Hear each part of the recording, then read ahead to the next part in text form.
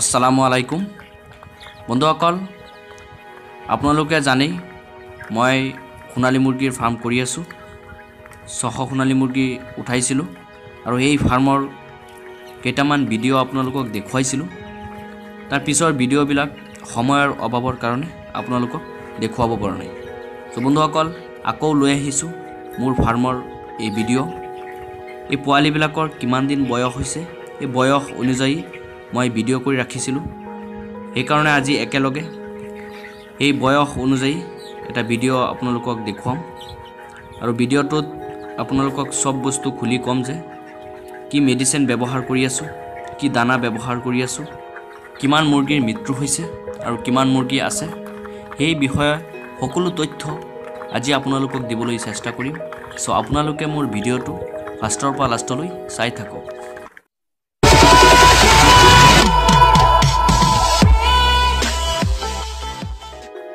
বন্ধুসকল, আজি 2-3 মাহ আগত অসমৰ বহুতো ফাৰ্মাৰে এই সোণালী মুৰ্গীৰ পালন কৰিছিলে আৰু এই সোণালী মুৰ্গীৰ উচিত বজাৰ নথকাৰ কাৰণে মুৰ্গীৰ দাম বহুত কমি গৈছিল আৰু দাম বহুত কমি যোৱাৰ ফলত আমাৰ মেক্সিমাম ফাৰ্মাৰেই লছৰ সন্মুখীন হ'ব লগা হৈছিল আৰু এই লছ খোৱাৰ কাৰণে আজি আমাৰ ফাৰ্মাৰসকলে এই মুৰ্গী পালনৰ পৰা দূৰত আছে। বন্ধুসকল, সেই সময়ত মুৰ্গীৰ দাম কমি যোৱাৰ প্ৰধান কাৰণ আছিলে আমাৰ অসমৰ এই মুৰ্গীবিলাক বাহিৰলৈ যোৱা নাছিলে। বাহিৰৰ গেটবিলাক বন্ধ আছিলে। আপোনাৰ মেঘালয়, ইম্ফল, অৰুণাচল এইবিলাকত আমাৰ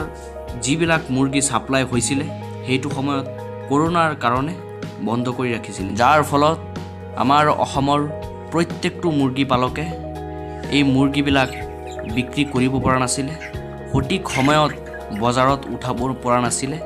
সঠিক দাম পোৱা নাছিলে। সঠিক সময়ত সঠিক দাম নোপোৱাত আমাৰ ফাৰ্মাৰসকলে বহুত টকাৰ লছৰ সন্মুখীন পৰিছিল আৰু সেইটো ভয়ত আমাৰ ফাৰ্মাৰসকলে আজি মুৰ্গী পালনৰ পৰা আঁতৰত আছে। আমাৰ অসমৰ এই লছ খোৱা কৃষকসকলক মই আপোনালোকক এটা ছাজেষ্ট কৰি আছোঁ, আপোনালোকে এই লছটো উঠাবলৈ এতিয়া ফাৰ্ম আৰম্ভ কৰক। কাৰণ এতিয়া ফাৰ্ম কৰিলে আপুনি 2-4 টকা ইনকাম কৰিব পাৰিব। বৰ্তমান সময়ত চাৰিওফালে গেট খুলি দিছে। আগলৈ যিবিলাক মাহ আহি আছে সেইবিলাক মাহত আপোনাৰ মুৰ্গীৰ দাম কেতিয়াও নকমে, কাৰণ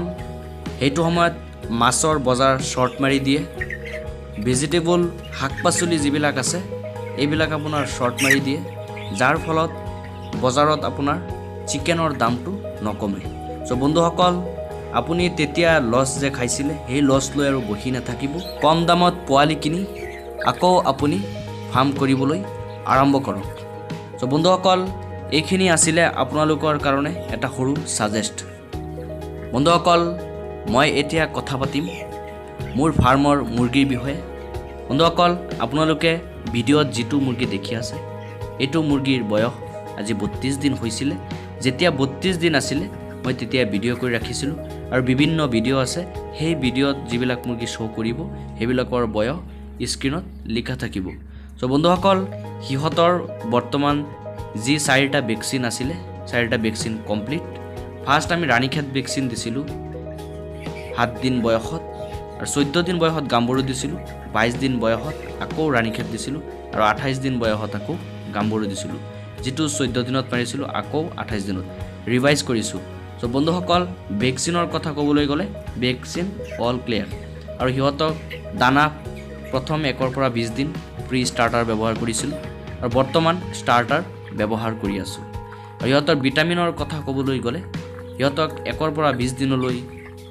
যিটো ভিমাৰেল নামৰ মাল্টি ভিটামিন আছে সেইটো ব্যৱহাৰ কৰিছিলোঁ আৰু কেলছিয়াম আপোনাৰ অশ্বমিনটো ব্যৱহাৰ কৰিছিলোঁ। কেলছিয়ামটো আপোনাৰ 7 দিন বয়সৰ পিছৰ পৰা ষ্টাৰ্ট কৰিছিলোঁ, তাৰ আগত আমি ষ্টাৰ্ট কৰা নাছিলোঁ। আৰু 20 দিন পিছৰ পৰা এতিয়ালৈ মাল্টি ষ্টাৰ নামৰ যিটো মাল্টি ভিটামিন আছে সেইটো ভিটামিন আমি ব্যৱহাৰ কৰি আছোঁ। কাৰণ মাল্টি ষ্টাৰটো অলপ বয়স মুৰ্গীৰ অলপ বয়স হ'লে তেতিয়া ইউজ কৰিলে বহুত ভাল। মাল্টি ষ্টাৰত জিংকৰ পৰিমাণ বহুত বেছি থাকে আৰু মুৰ্গীৰ ওজন বহুত বৃদ্ধি পায়। সেইকাৰণে 20 দিন পিছৰ পৰা মাল্টি ষ্টাৰ ব্যৱহাৰ কৰিলে মুৰ্গীৰ বাবে বহুত ভাল হয়। আৰু বন্ধুসকল সিহঁতক আপোনাৰ যেতিয়া বয়স 35 দিনৰ ওপৰত হ'ব সিহঁতক আমি জিপ্ৰমিন ওজনৰ কাৰণে বা হাই গ্ৰো এইবিলাক ব্যৱহাৰ কৰিব কাৰণ সেইবিলাক ইউজ কৰিলে মুৰ্গীবিলাকৰ ওজন অতি কম সময়ত ভালেখিনি ওজন হোৱাৰ সম্ভাৱনা থাকে বন্ধুসকল এতিয়া মৃত্যুৰ কথা ক'বলৈ গ'লে মোৰ ফাৰ্মত 16 পৰা 18টা মান মুৰ্গী মৃত্যু হৈছিলে যেতিয়া সিহঁতৰ বয়স 6-7 দিন আছিলে সেইটো সময়ত আমাৰ ইয়াত কাৰেণ্ট গুচি গৈছিলে 2 দিনৰ কাৰণে আৰু সেইটো সময়ত তাপৰ অভাৱত এই মুৰ্গীবিলাকৰ অসুস্থ হৈ এই 16-17টা মান মুৰ্গীৰ মৃত্যু হৈছিলে সো বন্ধুসকল বাকি তেনেকৈ কোনো মুৰ্গী মৃত্যু হোৱা নাই আৰু বেমাৰৰ কথা ক'বলৈ গ'লে এই ফাৰ্মত বিশেষকৈ মোৰ ফাৰ্ম বুলি নহয় মোৰ সোণালী মুৰ্গীৰ ফাৰ্ম কৰাৰ এক্সপিৰিয়েঞ্চত মই সোণালী মুৰ্গীৰ বেমাৰৰ কথা ক'বলৈ গ'লে মই দুটা বেমাৰ সিহঁতক দেখা পাইছোঁ মেইনলি সোণালী মুৰ্গীত এই দুটা বেমাৰে দেখা দিয়ে এক নম্বৰ বেমাৰটো হৈছে আপোনাৰ CRD যেটো ক্ৰনিক ৰেসপিৰেটৰী ডিজিজ বুলি জনা যায় এইটো CRD-টো আহে আৰু 2 নম্বৰটো হৈছে আপোনাৰ চকু ফুলি যায় চকুটো ফুলি যোৱা যেটো কৰাইজা বুলি জনা যায় এই দুটা বেমাৰ আমি ফাৰ্মত দেখা পাইছোঁ আৰু এই যেটো আপোনাৰ ক্ৰনিক ৰেসপিৰেটৰী ডিজিজ CRD বেমাৰ যেটো এটো বহুত সাংঘাতিক বেমাৰ হয় এটো বেমাৰ এবাৰ যদি ভালকে হৈ যায় আপোনাৰ মুৰ্গীক মানে ৰক্ষা কৰিব নোৱাৰিব কাৰণ এন্টিবায়োটিক খুৱাওতে হি না যায় আৰু হেহত মুৰ্গীটোই নষ্ট হৈ মৃত্যুৰ মুখত পৰে সো হেইটো বেমাৰৰ কাৰণে ৰাস্তা এটাই আছে যেতিয়া আপুনি ফাৰ্মত সোমাই আপুনি ফাৰ্মত লক্ষ্য কৰিব যে কোনটো মুৰ্গী অসুস্থ হৈ আছে অলপ কৰি মুখ মেলি উহা নিহা লৈ আছে হেতু মুৰ্গীক আপুনি এক্সট্ৰা কৰিবলৈ যত্ন কৰিব এক্সট্ৰা কৰি এটা ঘৰুৱা ঔষধ আছে হেতু ব্যৱহাৰ কৰিব পাৰে যদি মুৰ্গীটোত আপুনি দেখা পায় যে এতিয়া আৰম্ভ হৈছে হি CRD বেমাৰটো তেতিয়া যদি কৰে কামটো তেনেহলে ভাল হৈ যায় মই ভাল কৰিছো এই কাৰণে আপোনালোকক কৈ আছো হেতু হল মিঠা তেলৰ লগত নহৰু গৰম কৰি আপোনাৰ সৰু লৰা ছোৱালীৰ যেটো ড্ৰপ থাকে এই ড্ৰপ দি দিনত 2-3 বাৰ আপুনি মুৰ্গীটো খুৱাই দিব কিন্তু মুৰ্গীটো এক্সট্ৰা কৰিব এক্সট্ৰা নকৰিলে এই মুৰ্গী যদি আপোনাৰ ড্ৰিংকাৰৰ পৰা পানী খায় পানী খোৱাৰ পৰা মুখৰ পৰা লালুটি গৈ পানীত পৰিব আৰু সুস্থ মুৰ্গীটো যেতিয়া পানী খাব এই সুস্থ মুৰ্গীকো আপোনাৰ CRD বেমাৰ দেখা দিব আৰু ইয়াৰ উপৰিও যদি বেছিকে হৈ যায় উপায় নাই তেতে এন্টিবায়োটিক ইউজ কৰিব লাগিবই এন্টিবায়োটিক হৈছে আপোনাৰ ৰাষ্ট্ৰিক এল এটো বেষ্ট বুলি জনা যায় CRD কাৰণে বন্ধুসকল আপোনালোকৰ ফাৰ্মত যদি CRD হৈছে আৰু আপোনালোকে যদি CRD বেমাৰ ভাল কৰিছে কিবা ঔষধ দি তেনেহলে আমাৰ কমেন্ট বক্সত জনাই দিব পাৰে আমাৰ ফাৰ্মাৰ সকলৰ বাবে অলপ সুবিধা হ'ব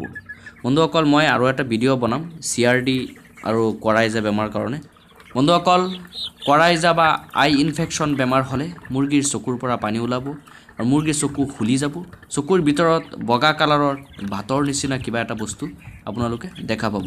এইটো বেমাৰ আপুনি যদি ভাল কৰিব খোজে তেনেহলে জেন্টামাইসিন নামৰ এটা ড্ৰপ আছে হিউম্যান আই ড্ৰপ এইটো ড্ৰপ আপুনি দিনত দুবাৰ ইউজ কৰিব 3 দিন দিনত দুবাৰ ইউজ কৰিলে আপোনাৰ মুৰ্গীটো চকুটো ভাল হোৱা যে দেখা পাব মই এইটো ড্ৰপ দি বহুত মুৰ্গী চকু ভাল কৰিছো সেই কাৰণে আপোনালোকক কৈ আছো আৰু আপোনালোকে যদি বেলেগ কিবা ড্ৰপ দি ভাল কৰিছে তেনেহলে কমেন্ট বক্সত জনাব আমাৰ ফাৰ্মাৰ সকলে ইউজ কৰিবলৈ সুবিধা পাব বন্ধুসকল আজিৰ ভিডিওটো মই এইখিনিতে সমাপ্ত কৰিছো আজিৰ ভিডিওটো বহুত দীঘল হৈ গল যদি মোৰ ভিডিওটো ভাল লাগিল প্লিজ লাইক কমেন্ট কৰিব আৰু আপোনালোকৰ বেকাৰ ভাই বন্ধুসকলৰ লগত এই ধৰণৰ ভিডিও অলপ শেয়াৰ কৰি দিব বন্ধুসকল আপুনি যদি মোৰ চেনেলটোলৈ নতুন আৰু এতিয়ালৈ মোৰ চেনেলটো সাবস্ক্ৰাইব কৰা নাই প্লিজ সাবস্ক্ৰাইব কৰি নিজৰ কৰি লওক কাৰণ ইয়াত সদায় মীন পালন পশুপালন এইবিলাকৰ বিষয়ৰ ওপৰত ভিডিও আপলোড দিবলৈ চেষ্টা কৰোঁ আপুনি যদি মীন পালন পশুপালন এইবিলাক কাম কৰি ভাল পায় বা এইবিলাক কাম কৰিম বুলি ভাবি আছে তেনেহলে অসমৰ কৃষি কথা নামৰ চেনেলটো সাবস্ক্ৰাইব কৰি নিজৰ কৰি লওক বন্ধুসকল ভিডিওটো ফাৰ্ষ্টৰ পৰা লাষ্টলৈ চোৱাৰ বাবে অসংখ্য ধন্যবাদ জনাইছো